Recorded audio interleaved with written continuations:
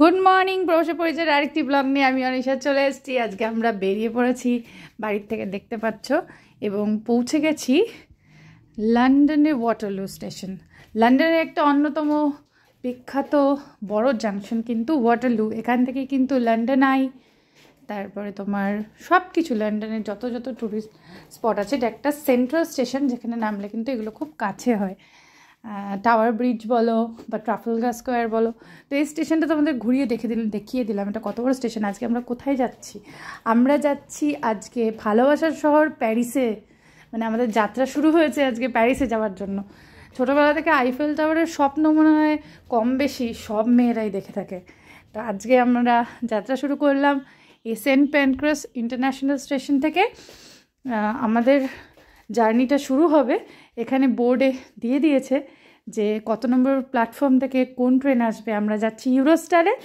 এটা দেখে তোমরা ধরতে পারবে না, এই যে এদিকে প্যারিস আর আমস্টারডাম সব জায়গার ট্রেন ছাড়ে, তবে এটা দেখে বোঝা যাবে না যে এটা একটা স্টেশন নাকি এয়ারপোর্ট। একদম এয়ারপোর্টের মতো অ্যাম্বিয়েন্স। এই যে আমাদের ইউরোস্টার চলে এসছে, আমরা টুক করে উঠে পড়বো এবং অ্যামেজিং জার্নির জন্য রেডি হয়ে গেছি। এখানে কিন্তু সিকিউরিটি চেকিংও পুরো এয়ারপোর্টের মতোই হয়। আমাদের রিজার্ভেশন করা ছিল, যেহেতু আমাদের ইউরেল পাস কাটা ছিল, তো তারপরে আমরা সিট রিজার্ভেশন করে কিন্তু প্যারিসের উদ্দেশ্যে যাত্রা শুরু করে দিলাম। ট্রেনটা দেখতে কিছুটা এরকম ছিল, হ্যাঁ ফ্লাইটের মতোই দেখতে, অসাধারণ দেখতে।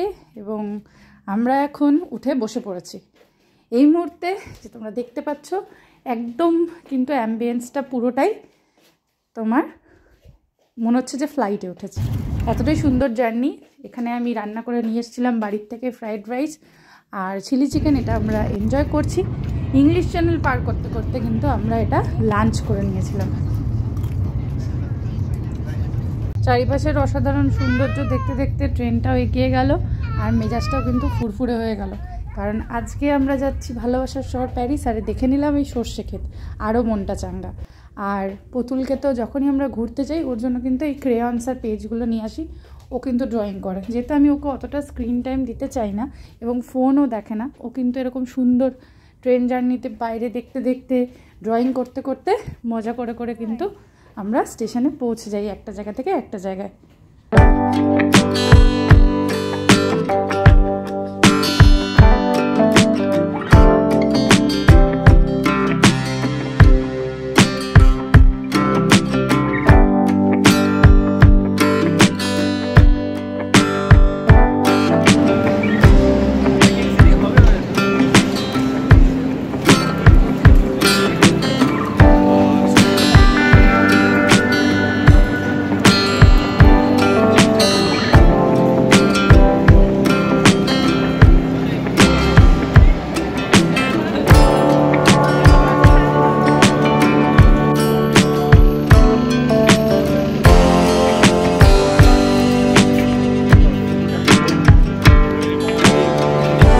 আমরা এবার নেমে গেছি প্যারিসের গার ডু নর্ডে।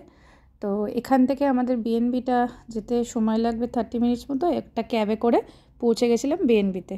বিএনবি পৌঁছেই কিন্তু মনটা ভালো হয়ে গেল এত সুন্দর একটা ব্যালকনি দেখে।